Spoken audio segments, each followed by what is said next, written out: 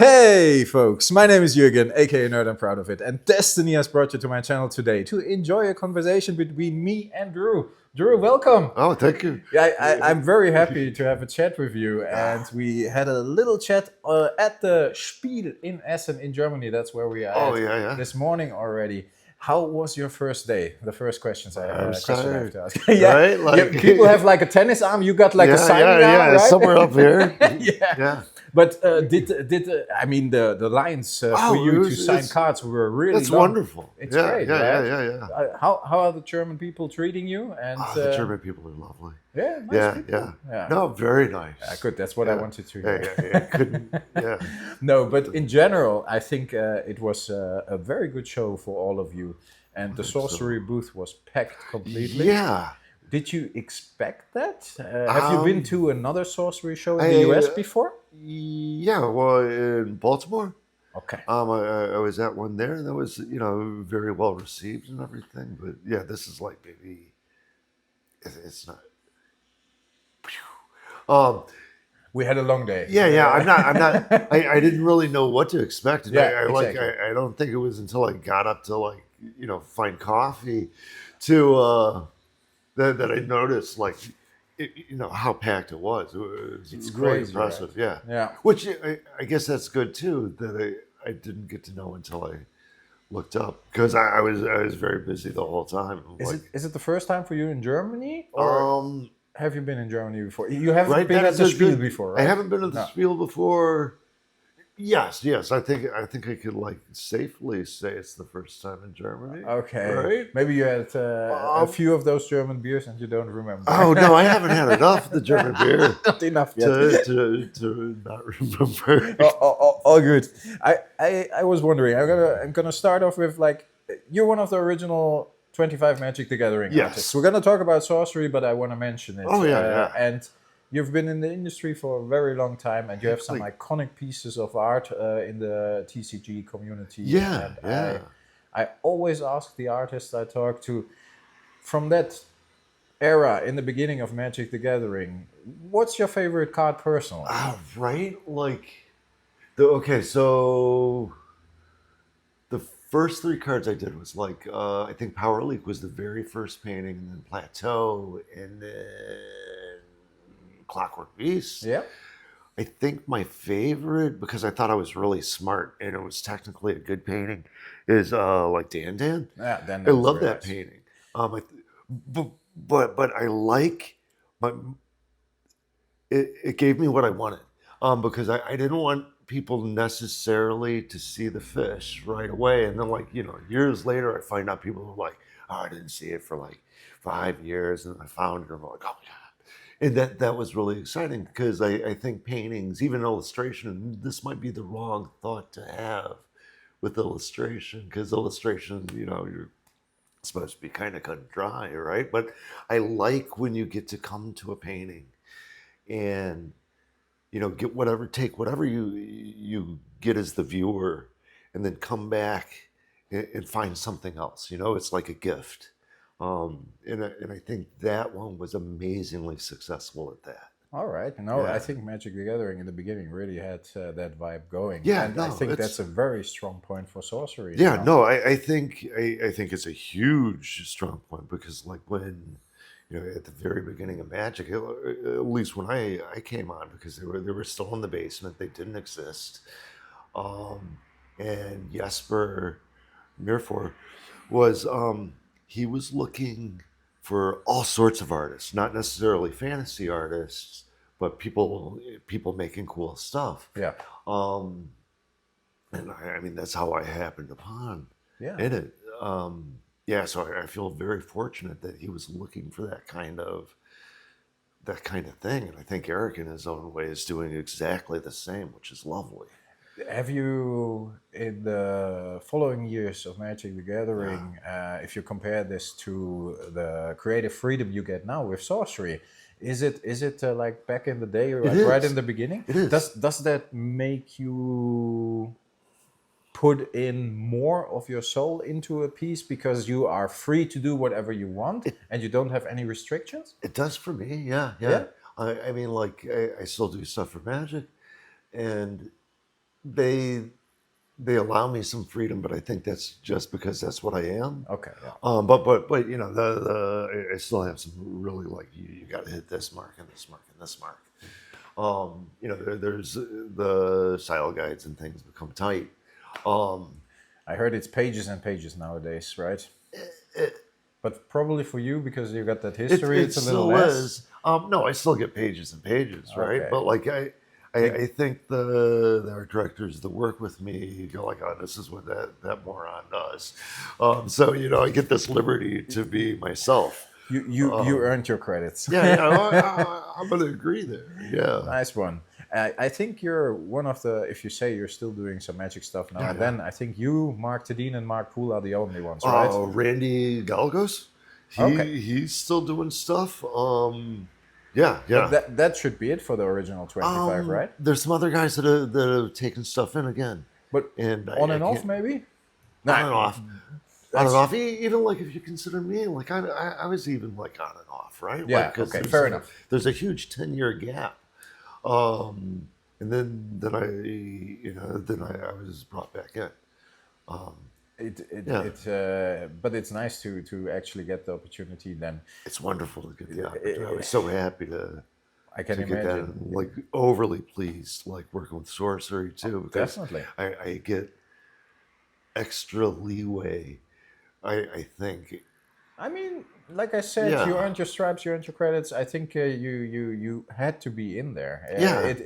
It is for us as old school TCG fans definitely a great thing to recognize those names from the early days of Magic the Gathering. I started playing 30 years ago in '94, and I grew up with those cards, and that's a big charm for me with Sorcery nowadays. How many Sorcery cards did you do for Alpha and Beta? I think it's like around 10 or something like. I think there's more. Even more. Yeah, like I would have to look at my phone, but you know, it's like looking at my fridge. All my schedule is on my fridge. I think everything that I've done was like I could look at my website and go like, oh, I did that many.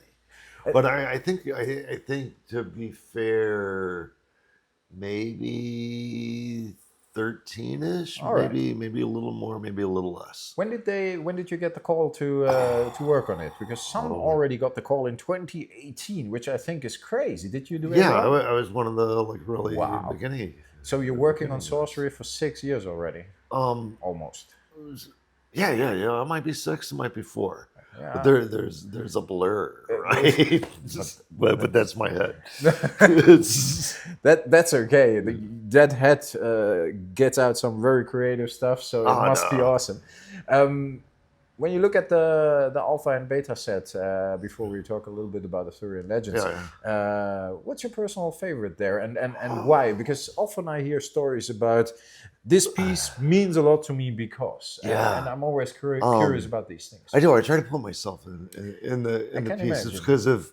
Yeah. I always think of like I can feel and believe it, like you guys can feel and believe it, or if it's because that's important to me is to have that kind of connection, right? But like my favorite, I love Maddening Bell. I think that's an awesome painting. I really like Minifiling. Pathfinder, I think, is stupid awesome. It is. That one I think was like a moment for me in painting where I was like, oh, this is exactly what I'm trying to do and exactly what I want it to be. It's those hallelujah moments when it comes out exactly the way you want it to blends come all out. these things that I think I was missing in ways. I think the combination of colors and the overall piece of art is fantastic for Pathfinder, and of course it adds a bit to it that it's unique. So it's very cool. Pathfinder's really weird because I think it's I've moved around like more than anybody should actually move around in their life. I think probably. No, but way too many. Okay. Way too many times. Why? But I've got like Wanderlust. Oh, but that's good. Yeah, which is kind of Pathfinder in a strange way. Yes. So I think when I was doing it, I didn't realize that, but it was really indicative of my own journey. You put a lot of yourself in there, so it's really weird. I think it shows. I think it's a fantastic piece, and I think that's why it resonates so well with people as well. Is that the Sorcery card you have to sign most? Yeah. I would say that I'd get a lot of Nightmare. That one was interesting. Yeah. Then what is the? I think Pathfinder probably is. Might be, but Like I don't get a lot of the Cauldron Crones except for here, like which is interesting to me. I really like that one. I personally really like Entangled Terrain as well. Oh I yeah, think that one's one- pretty cool. Yeah, I love that one. I love the Wickerman. yes. That's in my college years, for Halloween, my friend lived on like in the country, and he'd have a huge Halloween party, and we would build, there's no we, I would build like these Wickermen. Right, like I'd do it like months before so the bones could dry, and then we'd stuff them with leaves. All right. And and people would come and like put stuff in it, and then we'd torch that thing, and it would puke out all this ash on everybody. It was really cool. Yeah. So when I got that one, I was like, oh yeah, because there's get- another tie back to Yes. like some You get a personal insanity. connection to Yeah, it. yeah. So in a lot of these, in a weird way, that occurs. But I think that's why they come across those strong, Yeah. because you put a lot of yourself in there. Yeah, no.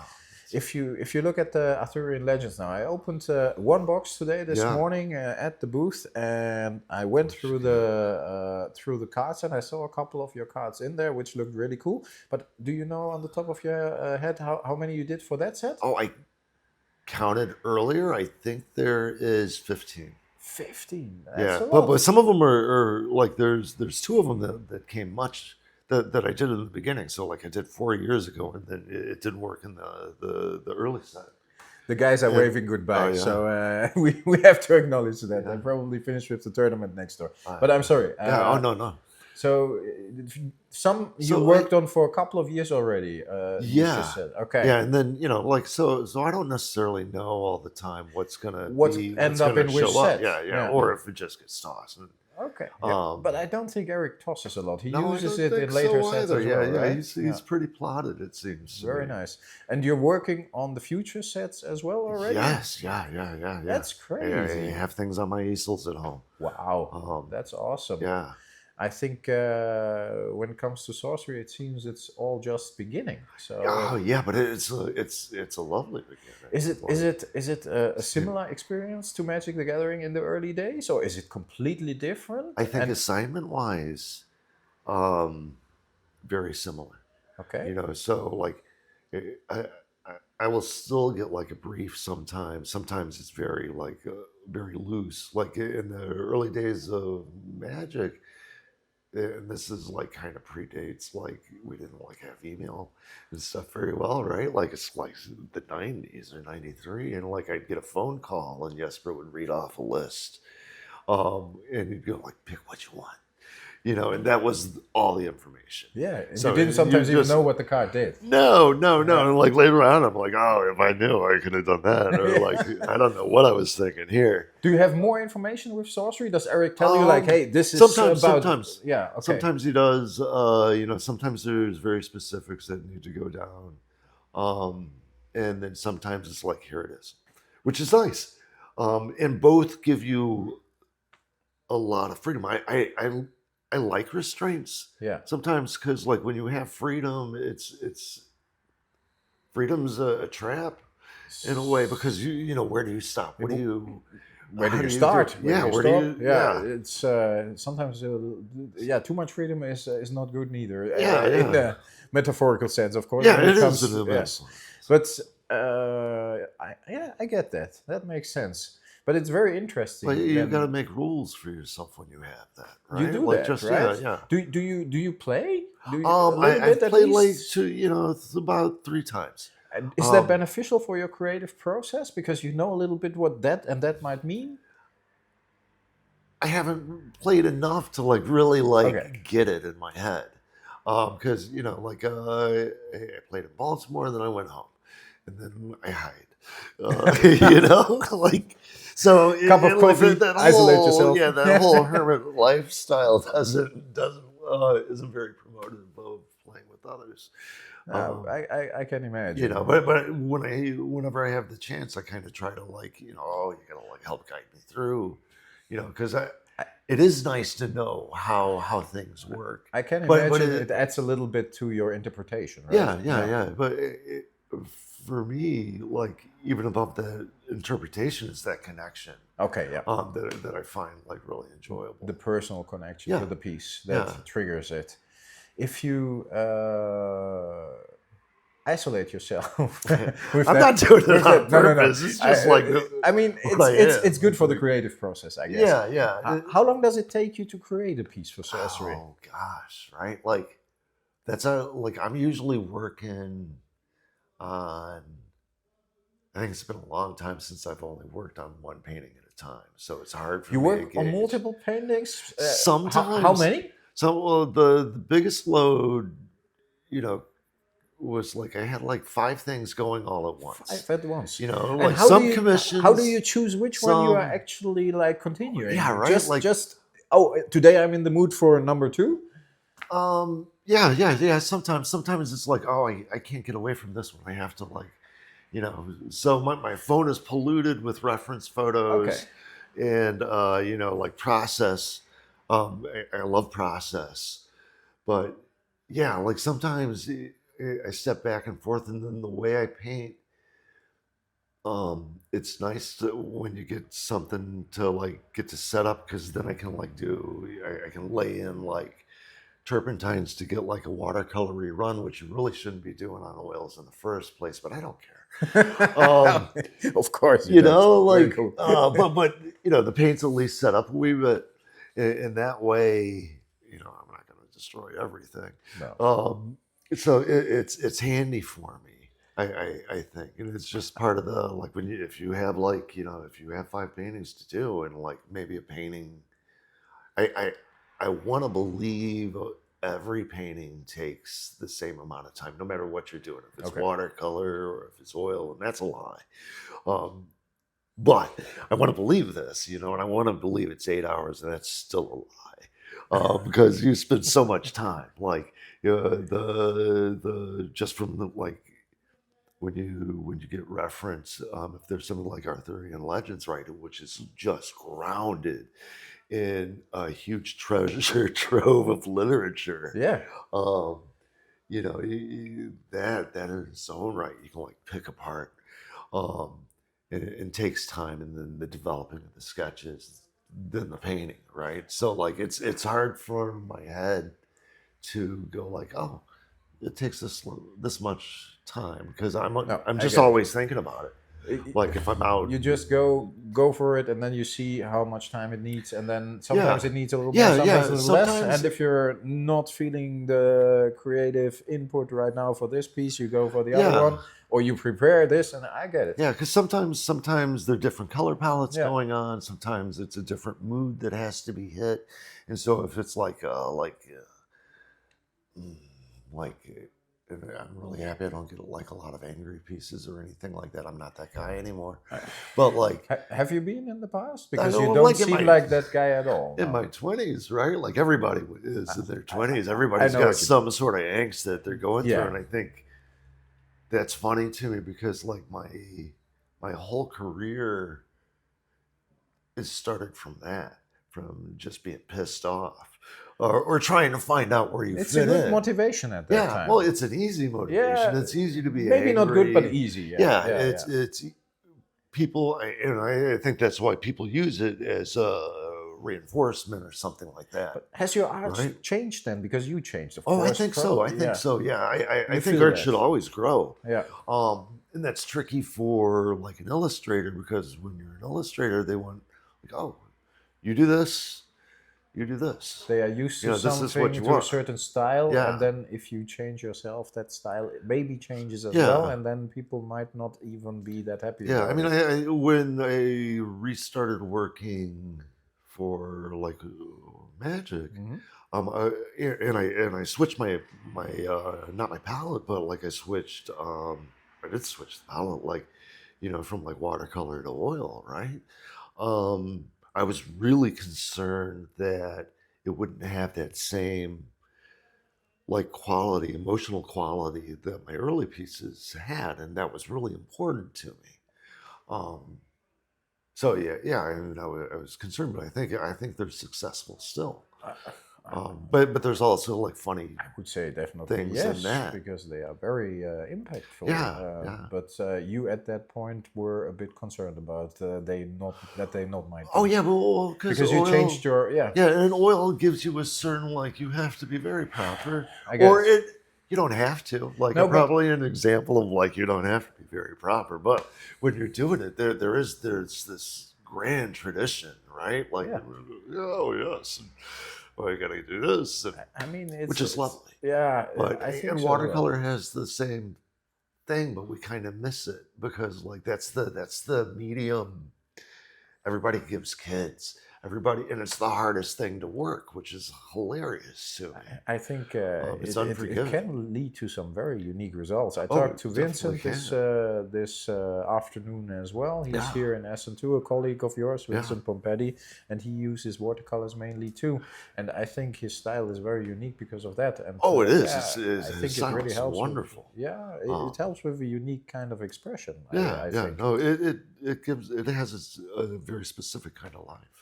Do you think? No worries. Do you think, looking at the future for sorcery, you're gonna continue that output rate? Because like, Oh gosh, I hope 13 so. Right? pieces, 15 pieces, you're still working on Yeah, pieces. I hope so. What keeps you motivated? I love painting. You love I mean, painting, like, I absolutely love. We're painting. getting. Oh no, but we're Yeah. getting. Yeah. We're getting a sign here that Okay. we're getting low on battery. But I want to finish that thought. So that motivation that helps you continuing. You want to keep painting, but does the content trigger you as well? Yeah, it Or does. is it they give you something and you make something out of it yourself with your own input? There's a lot of that. Like, there's a lot of that. There's a lot of about the content, especially like Arthurian legends, right? Yeah. Like there's so much content there. And growing up, that I loved like the Arthurian legends. They're awesome, and I love like Irish mythology. I love mythology, period. So there's all these things you can like come into, and I explore. get it. And so like painting to me is like an exploration of. This is going to sound really dumb, but It sounds awesome. No, it's like, but yeah, it's all flaky talk, because I've been smelling too many fumes. That's okay. But no, like painting's an exploration of life, right? Yes. Because even if it's fantasy, Yeah. it's so grounded in everything that we see and do. And when you stop to pick apart how something works or how something's built, you get to know more of an intimacy of it, and so like painting to me is like an exploration in the world, if that makes like any sort of nonsense. Painting is like an exploration of the Yeah. world. I think that's a perfect quote to end on. I wanna thank you, Drew. Oh, no, I no, think it's it my was pleasure. a great talk. Oh, no. I would love to talk for a little more, but I think we should keep it at that for tonight. No, we, I understand. we had a long day. I really Yeah. appreciate it. Maybe I can talk a little more to you over the Oh, yeah, weekend. anytime you want. Like you can like give me a holler. Oh, I'm always Awesome. I will see you at the booth on yeah. Saturday and on Sunday will probably. be We'll there. see. We'll Yeah. see if we can make something work. But this Oh, yeah. was already awesome. Oh no, thanks. Folks, thanks a lot. As always, stay healthy, stay frosty. I talk to you next time. And Drew, Yeah. it was awesome. Thank you. Thank you. No, Bye, it's my folks. pleasure.